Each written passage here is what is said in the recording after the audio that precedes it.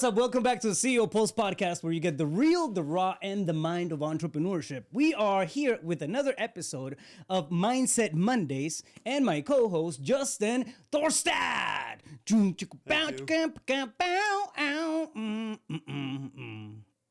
That was a descaling. I liked it. I liked it. It was good. Yeah, I don't know. I used to play a song like that. So, let's talk about quit. All right. There's a lot of things happening on the market. Things are getting scary. And it's regardless of whether you're in the real estate space or any other industry. If you're an entrepreneur, there's a lot of shit going through your mind right now in terms of fears, self-doubt creeping in. The mindset portion is huge, right? Now, one of the things that that bubbles up to the top of it all is you know, the sense or the desire or you know, that quitting energy. I mean, I think it's one of the scariest enemies that we have as entrepreneurs. But what is your relationship with quit? I mean, it's huge. Yeah. I love this topic because, I mean, who, as an entrepreneur, at some point, or points rather, hasn't thought of quitting, throwing in the towel? Yeah. Like, it's just something we all deal with, right? I think it's inescapable, especially at first, until you start to evolve your sense of self-awareness and your ability to see reality for what it is instead of through your biased lenses of your self-imposed limitations. So, yeah, really, what's your relationship to that word quit? And I just know from like myself, the word's not in the vocabulary anymore, you know? But that's not to say that it wasn't at some point. Like I remember, gosh, this was a long time ago. I was sitting, it was at home. It was on the weekend, and I was sitting on the couch, and, you know, sales were down, I was down, and just really struggling in a lot of different areas. And I remember sitting there, and you know, when your mind comes up with a thought, and then you identify with it, like somehow it's true, but it's just a bullshit, dumb thought. Yeah. Like you start feeling emotions in alignment with that thought, and then you just start spiraling down. That's what happened to me that day, and I remember it vividly. And Isn't it crazy the level of realism that we create within our minds when it comes to possible outcomes? Oh my God. That, I mean, they're far-fetched. Yeah, and the more you identify with that and you think it through, like the more just entrapped you become in that state. And it's almost like everything your mind starts saying is abundantly true. Yeah, that's the perception, anyways, right? Yeah. And I've noticed that every time I get into that kind of state, and then I shift out of it, everything my mind just thought, when I go to a neutral space, when I get back into a kind of witness consciousness, everything the mind said was complete and utter bullshit. 100%. Yeah. All of it.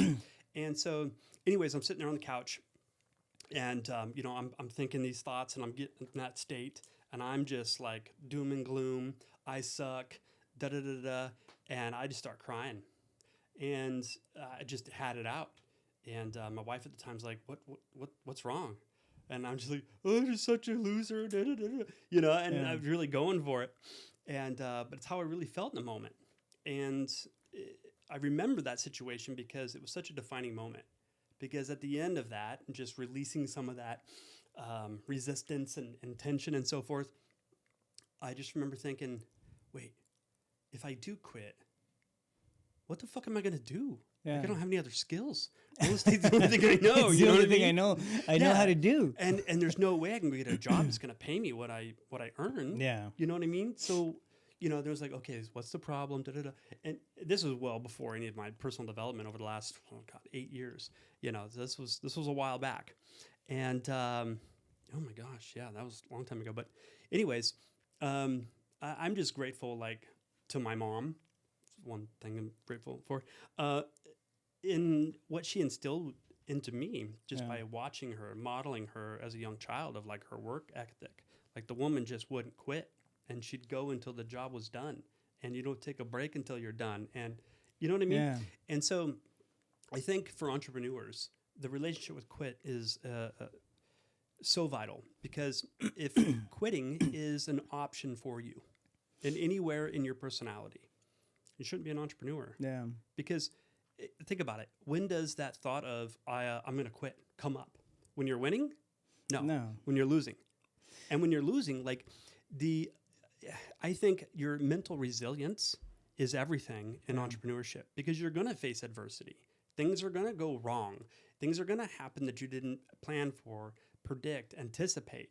Markets shift, the economy, like all this kinds of stuff. Big disruptors come into your industry, right? Like that's always going to happen, and it's inevitable, unescapable. And so it's not what's happening that's the problem. It's what's happening inside of you. Like how are you perceiving the situation? And if you've got a plan B, a chicken exit back door called quit, like I'll just say it this way. I've known people in my past that anytime times get tough, they quit, they bail out. Throw in the towel. Yeah. And it's like, you're always going to, like, you are a quitter. Yeah. Like plain and simple, because as soon as you meet resistance, boom, you're out. It's like, you don't develop any fortitude with that, any mental resilience, any emotional capacity, any self-awareness. Yeah. And self-awareness, in my opinion, is everything. Absolutely, 100%, dude. It's like knowing where you come from in terms of your thresholds, right? Like especially the quitting threshold. This is funny, but my relationship with the concept of quitting really, I mean, came back in the day. I was, my now wife, I was trying to date her, right? And I like, let's go out, and she was like, nah. And then it's like, hey, she doesn't want to go out. And then she's like, one day she called me out on it. She goes, quitter. Oh. I was like, what the fuck? I'll show you. I'll show you. So then you decided to marry her, huh? And if she's listening, she's gonna laugh about this.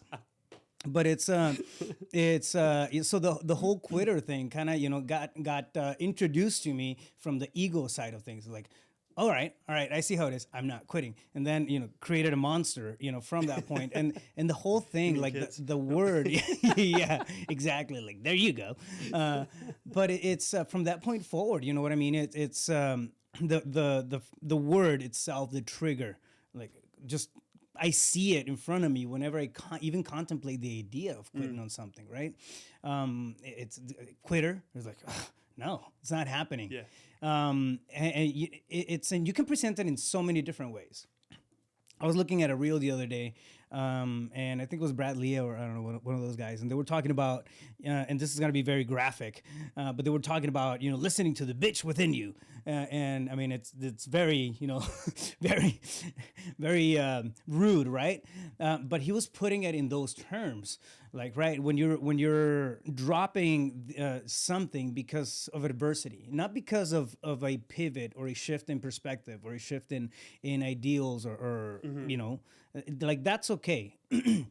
What is not okay is still wanting that ultimate outcome and then stopping halfway through it because you're quitting, 100%. Right? And that relationship, I mean, just started getting stronger as I became an entrepreneur, and then we see adversity, and then when you're in survival mode, man, I think we have superpowers. Because quitting is really not an option. Yeah. If you quit, you die. Well, desperation is a hell of a motivator. Oh, absolutely. Yeah. Absolutely. The crazy thing is that and I talk about survival mode all the time because I think it's very important to have the awareness of where we're at in terms of stages, right? But when you get to a space where survival is not the thing that you're fighting, against anymore, things become easier. It's like, I'm not gonna, that's, I don't know, it sounds too hard. I'm not gonna push through. No, I'm gonna stop that because I'm not gonna die anyways. Yeah. Well, if I may just add something to that, that I think is really important for people to understand is that, okay, so you're in survival mode, so you grind, you go, you hustle, you're planting seeds, you know what I mean? And then you start hitting a certain level of success, whatever your definition is of that, right? You start getting the results you want, let's say. Well, I think the danger in that for a lot of people is that then they become comfortable and therefore complacent. Yeah. And it's making the shift from using desperation as motivation to then, okay, now that I'm good and I don't have to do anything, how can I be inspired to grow? Yeah. Like what would pull me forward? Because the same motivation that got you there, desperation, is no longer existent. But if you do nothing, things will decay and you'll become desperate again. So if you want to make that transition from desperation to inspiration, like you've got to have it in mind. It's like it's utilizing your energy. When you're using desperation, you're investing your energy to move away from what you don't want. Inspiration is moving towards what you do want. And so that's fine. Like, you think of it, a spaceship, it uses a vast amount of energy to move away from what it doesn't want, the Earth. Yes? But once it hits orbit, now it gets to use very little energy moving towards what it does want, because it's got momentum. You know what I mean? So you can use desperation to at least get your ass off the chair and into motion. You know what I mean? But the other thing I wanted to say was, my definition of failure, because I've just read this little meme from a very, famous kind of motivator, and it said entrepreneurs fail often. And I thought, that's bullshit, man. I don't fail ever. Because to me, like, we got to use the same terminology. Failure to me is not even getting started or quitting. And like, if you don't have any quit in your game and you're already in motion, you're going to make a shit ton of mistakes. That's guaranteed. And thank God for that, because that's how we learn, right? But if you don't quit, how are you failing? Like, I don't understand that. But again, that's assuming we're using the same terminology. Well, I mean, and I think it's simple, right? Like, we don't have to get too complicated in terms of understanding, what the lingo is. At the end of the day, if you stop where you're heading, because you got adversity in front of you, like, you're gonna get hit with adversity tomorrow. It's just life. I mean, you can choose your hard, right? And we've heard that 1,000 times. Like, okay, cool. Building a business and having this life by design is hard, but also running out of a pension when you're 65 and don't have a nest egg, that's also hard. Like, pick your hard. I call it a shit sandwich. Yeah. You know what I mean? Elaborate. That sounds I don't like the sophisticated. word hard. Like, what is anyone inspired to do that's hard? A challenge, though. Ooh, I like a good challenge. You know what I mean? I like to overcome a challenge. Then that I can do. But hard, like 75 hard. It's like, the name in and of itself is demotivating to me, right? So instead of saying, well, choose your hard, which I understand the context, same thing with a shit sandwich. Like, to not do it, you're going to eat a shit sandwich because there's consequences. But then to do it and get committed and be disciplined or consistent, I like to say, like, that takes effort too, and you're going to go through struggles. So that's a shit sandwich. So choose your shit sandwich, because you're going to eat one way or another. So, you know what I mean? Like, either way, there's gonna be some suck involved. So what do you want? Negative consequences or the potential for the upside? And usually a lot of that potential, right, for the upside has a lot of front loading to it. Not that, you don't see a lot of immediate results and instant gratification and that sort of thing. I mean, you go years. I know I've gone years pursuing this dream, this idea of what I want to create, right? And then most often than not, like, the just the highlights are kind of revealed out front, but people don't see the other 20 years that you've spent in the trenches and that sort of thing. So it's how weak is your ability to stand against that energy, right, of quitting against adversity when it's just in front of you, when it's one of the things that happens on a regular basis, man. Well, if there was no challenge, like the drive and the intention and all of the growth, self-awareness that comes from that resistance, that mental resilience, like, that's really, for me, what the pursuit is all about. Is evolving myself through the process. And so, but I think a lot of entrepreneurs, though, they get into business, they start this thing simply because they want to make a lot of money. And so now the sole motivation is that. So if I start working my ass off and I'm hustling and I'm grinding, and for a year, 2, 3, 4, and I don't see the result, money, which was the motivating reason, then why not quit? The dynamic that it creates, man, it turns you into a different beast, right?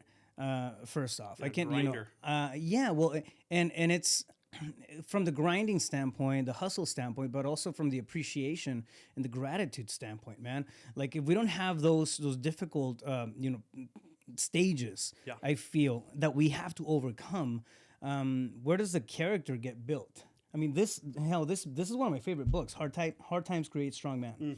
And it talks. Appropriate. it talks about, you know, the tenacity that we need as human beings to go through hard times, right? And when you come out on the other end, you're a stronger generation, you're a stronger individual. Totally. Well, and by default, you're creating a bigger ripple effect in life, which is ultimately what entrepreneurs do, right? Yeah, absolutely. I mean, what's the virtue in being a hero if there's no villain? Yeah. You know what I mean? Oh, like, yeah. you got to have that opposition for the development. Isn't it crazy when you start seeing adversity as a villain, and then you start, okay, what's my villain? Like, who am I fighting against today? We're always fighting. Like, we're always, having a quote unquote adversity battle against something. You have, and I know where you're gonna go. Like, I know where you're gonna go with this. Okay, but it's the economy. It's the market, whatever, the employees, the this and the that. Right? We can operate from a space of being, but we don't understand that until we've actually not quit in the past. Like, it takes a while to get to that space where you have that comprehension of how it actually works. Agreed. And the fight.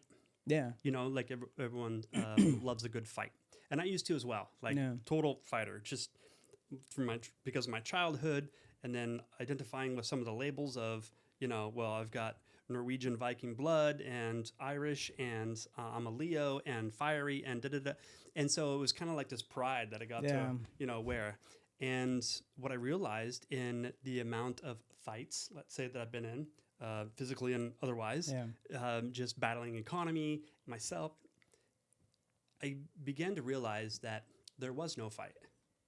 All of these situations, all of these circumstances, the environment is always unfolding for me.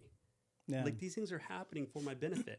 It's the benefit and the gift of being present with the reality, to see it for what it is, to notice, where is my mind, the unobserved parts of my personality or ego, have a problem with this.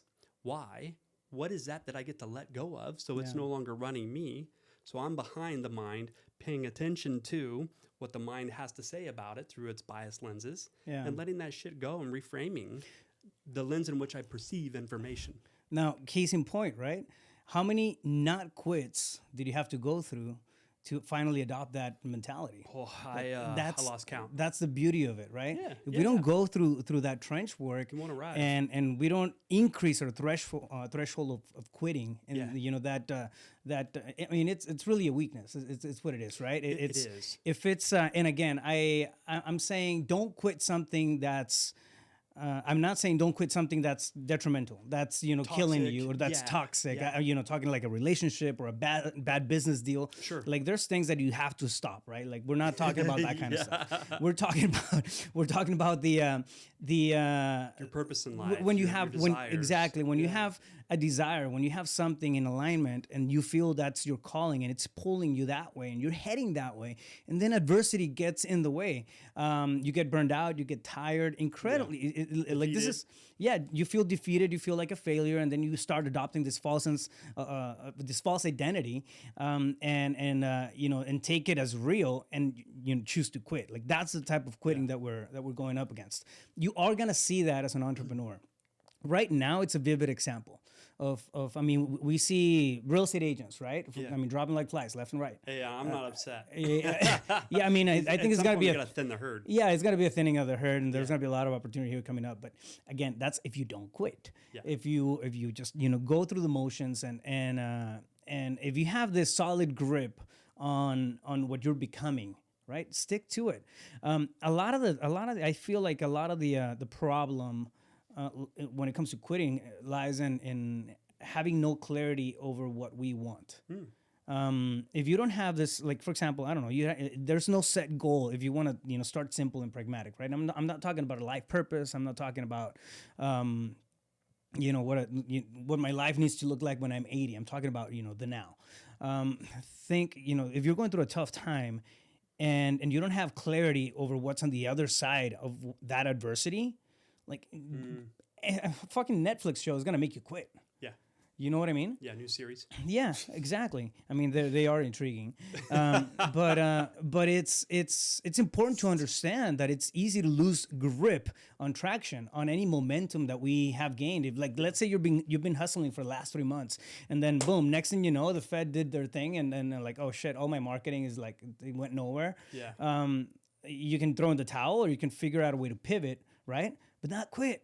On 100%. Yeah, if it's in alignment. You know, we all know that quitter. You know what I mean? Yeah. Whether it's within yourself or just someone you know in your circle. And what I've noticed about those quitters is that every time they quit, they're reinforcing that mode of operation. Yeah. So it becomes easier and easier and easier to quit. And, you know, as the saying goes, man, quitters never win. Yeah. And winners never quit. Never quit. You know, it's like, why do you think you gotta, you know, it's just such an illusion for people to think that, okay, that's what I want, that's the goal, and here's what I think I'm going to get from it, and I'm going to work towards it, and everything's going to unfold perfectly the way I think it's going to, nothing bad's going to happen, and I'm only going to get what I want. Like, it's delusional. Yeah. Like, That's the business plan, bro. Yeah, isn't a plan, duh. Yeah, and that's why the saying goes, looks good on paper. Yeah, it looks good on paper. Pencils out. Yeah, so just understand, I mean, as entrepreneurs, understand that things are going to change. If you're just breaking into entrepreneurship, you're in the younger years, and you haven't seen, you know, some of that adversity yet, it's part of it. It's part of the journey. Yeah. I've never spoken to anybody who's been successful as an entrepreneur who hasn't seen adversity, right? And hasn't plowed through it and you know, held on to that. Man, I'd rather talk to someone ability to get things done. So like Robert Kiyosaki, Yeah. I followed him a lot, especially in my earlier years. And he said 9 out of 10 businesses fail. Yeah. And I was like, fuck. He goes, so you just got to be willing to start 10 That's businesses. within the first 5 years. Yeah. Yeah. Yeah. Within the first 5 years. Yeah. 9 out of 10. And I thought, man, well, that's, you know, defeating. But I thought, no, wait a minute. That means then you got to be willing before you even start to start 10 businesses. Yeah. And those 9 failures, if you quit, aren't a bad thing. Because if that entrepreneur did start 10 businesses and only one hit, they didn't quit, did they? Yeah. Yeah. That's the profound beauty. And I would rather surround myself with 10 different people that have shut down their business, 9 of them, until hitting it finally in their 10th, because the character they developed in the process, like you can't teach that. Yeah. You can't buy that. Exactly. It's only through experience can you embody it and have a deep, full understanding of that mental resilience, mental and emotional. And I'd rather surround myself with people like that because they know a shit ton about what not to do. Yeah. And honestly, I think knowing what not to do most times is more important than what to do. Yeah. You know what I mean? Oh, absolutely. And so one of the, I was on a podcast last week with Real Estate Investor Association, and they, like, one of the questions that they have in that podcast is like, what's your superpower, right? And then some people will say marketing, some people will say like, and I sat there and thought about it for a little bit, and I was like, I'm gonna, you know, outwork everybody. Like, no, it's not necessarily true. You know, there might be somebody who's less lazy than I am, and they're probably gonna outwork me. I'm not the smartest guy. I mean, I'm clever, and I come up with. Thank God you didn't say that. No. Yeah. So I started thinking about it, and then the one thing that just kind of, you know, registered was I've always found a way to figure it out. Like, and we all have, if you think about it, right? Yeah. You've always found a way to figure it out, and if you don't quit. Yeah, exactly. I mean, since the quitter thing, you know, incident. Yeah. I mean, that really was a game changer. Believe it or not, it may be, you know, huge gift, man. Like comedic, but it's like, it's so true. It made an impact, and now we laugh about it. Like you created a beast just from that comment. Thank God. Because like it's like when I'm honed in on something. And again, it's either, you know, focus or survival mode at that period, or you know, trying to bring a project to life or whatever, right? There's this intense level of attention and focus that I need to be pulled away from it. But I always like my thing was like I've been able to figure it out. Like my superpower is I'm gonna be able to figure it out. Like it's figureatable. You know, and it doesn't that's not, you know, it's not a special skill. It's just a matter of not quitting. It's a matter of looking at different perspectives. You and I think it's not special because it's just a natural mode of operation that takes no conscious thought. Yeah. However, it is a superpower. Like to have a knowingness. So I have a list of truths that I used to write out every single day until the point where then I just wrote them out in front of me where I meditate. And it's not something I have to look at now anymore because they're just who I am, parts of my character and personality. One is I always figure it out. Yeah. I know what to do. Yeah. You know what I mean? It just lends this certain level of respect and trust in self. Yeah. That I don't need the external to be a certain way. I got me, and I know what I'm capable of. Everything's going to be just fine. Yeah. So ask yourself, what is your relationship with quit? In the midst. That's always been a difficult word. But you know what? I'm not going to quit saying it. Go for it, bro. See what I did there? But yeah, in the face of adversity, there you go. I pivoted. You see how my thought process works? I'm like, fuck it, use a different word. Yeah, I'm going to butcher it anyways. I don't quit. Yeah, but I don't quit. If you don't understand it, it's a you problem. Yeah. What is your relationship with you when you're hit with adversity, right? And you're contemplating I'm a loser, I'm a failure, I am not built for this, and you're giving yourself all these negative, self-talk that end up being, bullshit stories that you're just creating because you have that creativity within your mindset. A creative mind can be a dangerous thing as well because it'll go to dark places. Yeah, man, right? For sure. I mean, it can be the holy grail. If you use it wisely, right? Yeah. But if you don't keep it managed, if you don't control it, if you don't meditate, if you don't have that self sense of awareness, if you don't have clarity over where you're headed, that same creative mind is gonna dig a fucking hole that is gonna be tough to get out from emotionally. Well, yeah, but that's just gonna lend to a whole nother topic and an episode. Write that down, Gio. Is like consciousness. You know what I mean? Because that's the deal. Is like people identify as if they are the mind. Yeah. But you don't say "am mind." You say my mind. Yeah. Mind, meaning possession. It's something you have. It's not who you are. And so listening to that mind and getting involved with it for whatever you think the good is, or like just never works out. Right? You know one thing that, it may sound silly or whatnot, but it gets me out of my head. It's verbalizing. It's just talking, actually voicing. If I'm thinking something, if I'm in the car, I'll start singing. I'll start, speaking out loud. I'll start, doing something, but just like voicing stuff out, getting it out of your head. It's incredible. It's a great super hack. Yeah. For when you're caught in your head. Start verbalizing stuff. Start singing a song that you like. Force yourself to I don't know, read your notes on your journal. Just make some noise with your mouth. So what I do is I go to my notes. And then let me know how that goes. Yeah. And then I just hit the microphone and start talking. Yeah. You know what I mean? Just get it out. Yeah. Because there is something to be said about taking the intangible. It is kind of tangible. It's an electric pulse. However, taking it from thought into a physical form. Yeah. A different kind of vibration of voice. Yeah. So. Yeah. But like I think power of the spoken word. Yeah, absolutely. As an entrepreneur, like there's something to be said about the mindset of burning the boats. Yeah. You know what I mean? Like as an entrepreneur, if you're going to venture out and start a business, think about it. It's almost like you're sailing to a foreign country, land. Yeah. Yeah. And like if retreat is an option to you, don't worry, you will. You know what I mean? Because you can always get in the boat and go home.